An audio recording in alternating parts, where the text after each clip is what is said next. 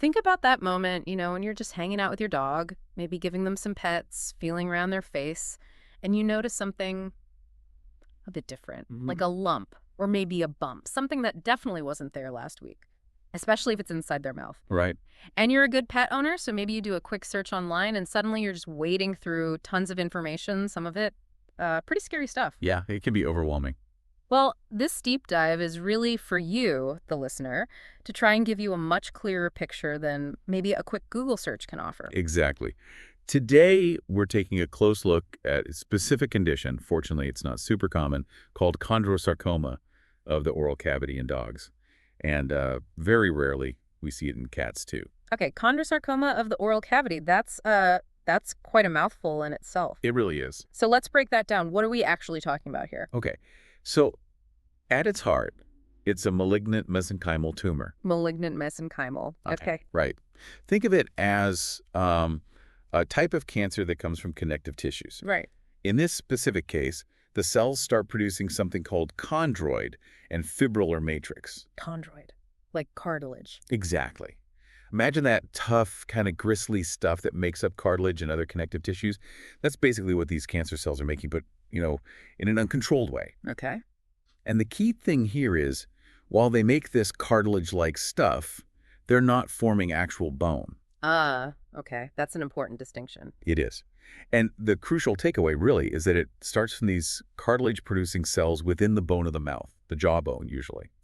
And that really dictates the treatment approach, Yeah. which heavily relies on complete surgical removal. Right. And we know bone tumors happen, but you mentioned this type specifically in the mouth is relatively uncommon. That's right. Chondrosarcoma overall accounts for maybe 5 to 10% of all primary bone tumors we see in animals. Okay. But when you narrow it down just to the oral cavity, so the mandible, that's the lower jaw, and the maxilla, the upper jaw, it becomes even less frequent. It's just not the typical spot compared to, say, limb bones or even the nasal passages. Which brings up a really important point from the source material, actually.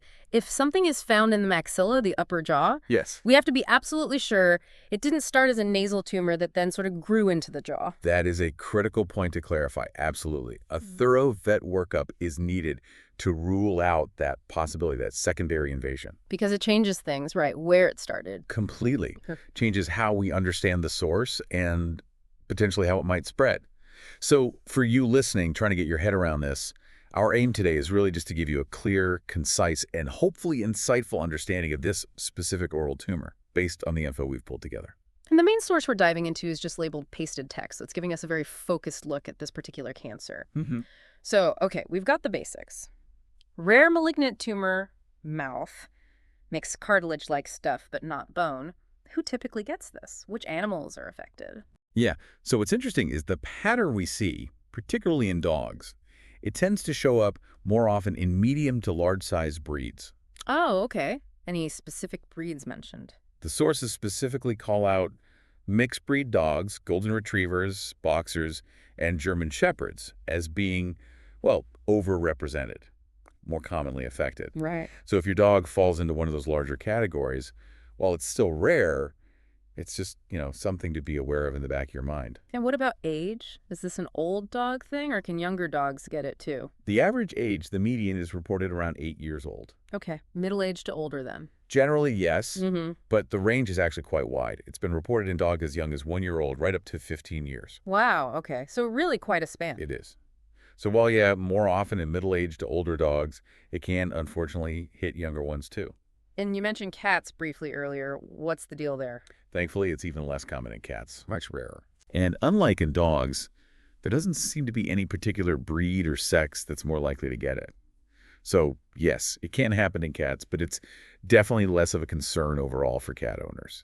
Okay, so we've got a picture of what it is, who might be affected, but what about the actual signs? What might a pet owner see at home that should ring alarm bells? That's a really important question, yeah. What should you look out for? Yeah. The sources give a pretty good list of things you might notice, sort of the history, and then what a vet might find on exam. Okay. Historically, you might actually see a visible growth or mass in your dog's mouth, maybe on the upper or lower jaw. Just right there to see. Sometimes, yeah. Mm-hmm. Or persistent bad breath, really bad breath halitosis. That could be a sign. difficulty swallowing, what we call dysphagia, or maybe excessive drooling, hypersalivation. Mm-hmm. Some owners might notice blood-tinged discharge coming from the mouth, or just see that their dog seems to have pain in its mouth. And I guess if it hurts to eat. Exactly. You might see weight loss over time just because it's uncomfortable or difficult for them to eat properly. Those are definitely concerning signs on their own. What about when you get to the vet? What might they find during an exam? Right, so on the physical exam, the mass itself often feels firm to hard, usually on the maxilla or mandible. Okay. Interestingly, the gums over the mass are often intact, smooth. But they can get ulcerated, maybe if a tooth is rubbing against it as it grows. Ah, makes sense. The vet might also notice teeth near the mass are loose or maybe even missing altogether. Mm-hmm. The dog might show pain or just have trouble opening its mouth fully, especially if the tumor is way in the back. Like near the hinge of the jaw? Kinda, yeah, further back, caudally. Mm-hmm. And as it grows, you might see facial swelling. Maybe the face looks a bit lopsided. Okay. Sometimes the lymph node on the same side under the jaw might feel enlarged. And if it's an upper jaw tumor, a maxillary one, you could even see things like nasal discharge, maybe nosebleeds, or notice the dog isn't breathing as easily through that nostril. Wow. Okay. So if you, listening, are noticing some of those early signs, what's the immediate next step? It sounds like getting to the vet is crucial. Absolutely. But don't wait and see. It sounds like the signs can become pretty obvious as things progress. Now, we always want to know why. Why does this happen? What do we know about the causes or, risk factors for oral chondrosarcoma? This is one of those areas where, unfortunately, the science just isn't there yet. Really? Yeah, the source material is very clear. Currently, there are no identified causes or specific risk factors for this type of tumor. Huh. That's surprising. It is a bit. But it's important to know that for many cancers, in both people and animals, the exact triggers are still being researched. It's complex. So while we don't have a specific why for oral chondrosarcoma right now, the research continues. Understood. Okay, so no known cause. If a vet suspects this, based on the signs we talked about, how do they figure out for sure what it is? What else could it be? Right, the differential diagnoses. What else is on the list? And it's important because some other things are more common. Like what? Other oral tumors, definitely. Things like melanoma, fibrosarcoma, squamous cell carcinoma, those are probably more frequent. Also, different types of epilus, which are gum growths. Some can be aggressive, like ameloblastoma or periodontoma. Okay, so other cancers mainly. Mostly, but not entirely. Hmm. They'd also think about non-cancerous things, especially depending on the dog's age and the exact signs, like craniomandibular osteopathy. That's a bone disease in young dogs. Or maybe a dentigerous cyst, a tooth root abscess, even a bone infection called osteomyelitis. So just looking isn't enough. What tests are needed? Definitely not enough just to look. Routine blood work, CBC, chemistry panel, and the urinalysis, those are usually normal. Okay, so not diagnostic there. Not typically, no. They help check overall health, rule out other issues, but not for the tumor itself. Imaging, though, that's crucial. Yep. Skull or dental x-rays are usually the first step. They can show signs of an aggressive bone lesion. Things like bone being eaten away, that's lysis, or the hard outer layer of the bone, the cortex being destroyed, maybe some patchy, non-uniform bone formation. And often the edges of the lesion are kind of fuzzy, ill-defined. And for smaller lesions, really detailed dental x-rays can be super helpful. You mentioned CT scans earlier, too. Yes, computed tomography, CT. That's incredibly valuable. It gives a much, much more detailed and accurate picture of exactly how far the tumor extends locally. So better for planning. Absolutely essential for planning, both for understanding the stage, how big it is, has it invaded nearby stuff, and for planning surgery or maybe radiation therapy. But how do you get the definitive, yes, this is chondrosarcoma answer? Histopathology. That's the gold standard. It means taking a tissue sample, ideally the whole mass if it's removed surgically, and sending it to a veterinary pathologist. They look at it under a microscope. Exactly. That's the only way to know for sure what type of cells are there. And it's vital to submit all the removed tissue because it also lets the pathologist check the surgical margins. To see if they got it all. Precisely. To see if there are clean edges or if cancer cells were left behind.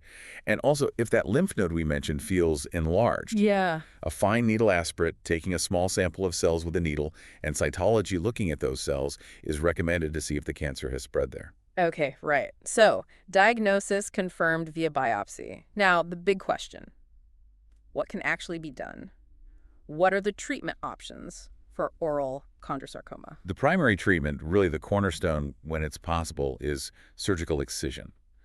Aggressive surgery, Meaning? meaning removing the affected part of the jawbone. So a maxillectomy for the upper jaw or a mandibulectomy for the lower jaw. Taking out a piece of the jaw. Yes, and critically, with a good margin of healthy tissue all around the tumor. The goal is typically 2 to 3 centimeters, if possible. 2 to 3 centimeters. That That's sounds like a lot in the mouth.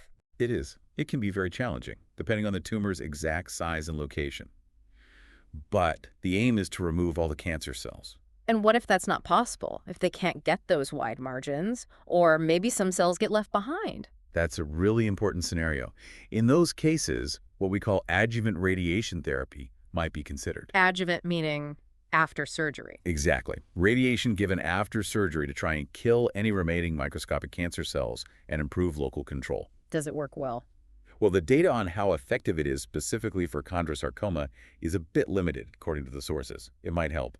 Okay. And radiation on its own, without surgery. That can be an option too, maybe if surgery isn't feasible. But because of that cartilage-like matrix these tumors produce. Yeah, the chondroid stuff. Right. Radiation is often more likely to just stabilize the tumor, maybe slow its growth, rather than cause significant shrinkage. It's less radiosensitive, perhaps? So surgery is really preferred if possible. Definitely. Especially considering the location factor. Tumors way in the back of the mouth, for instance, can be incredibly difficult to get clean margins on surgically. What about chemo? Chemotherapy, you hear about that for so many cancers. That's a great question.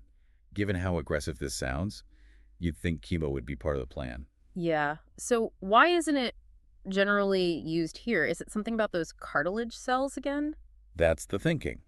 Based on what we know now, chemotherapy hasn't really been evaluated extensively, and it's not thought to be effective for oral chondrosarcoma in dogs or cats. Ah, okay. The reasons aren't perfectly clear, but it might be related to the nature of those cartilage-producing cells. Maybe they're just resistant to the usual chemo drugs.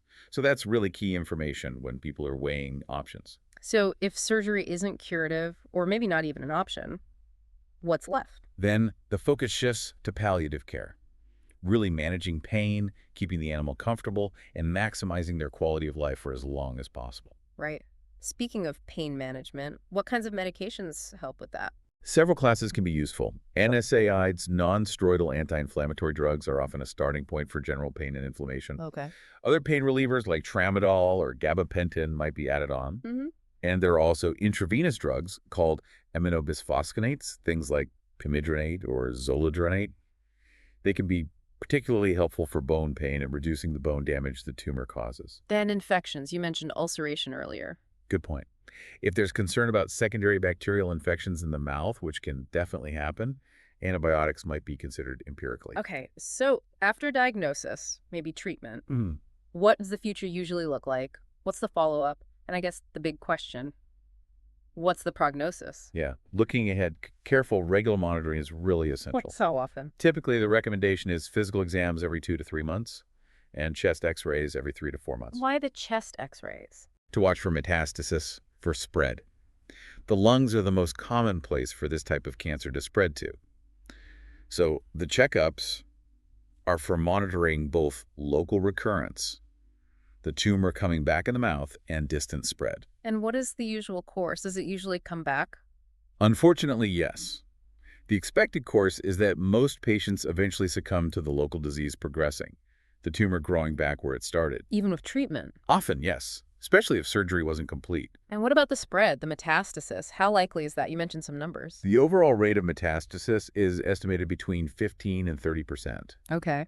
However, that risk goes up significantly for tumors that are classified as high-grade, meaning the cells look more aggressive under the microscope. For those, the rate approaches 50%. Wow, 50%. That's high. It is. So the prognosis really hinges on a few key things: tumor size and location, and crucially, whether it's possible to remove it completely with surgery. Makes sense. If they achieve complete surgical excision with those clean, wide margins we talked about, Yeah. then long-term control is possible for some patients. But if the removal is incomplete, local recurrence is very likely, often happening within about 6 to 12 months. That definitely paints a picture of a serious, challenging condition. Yeah.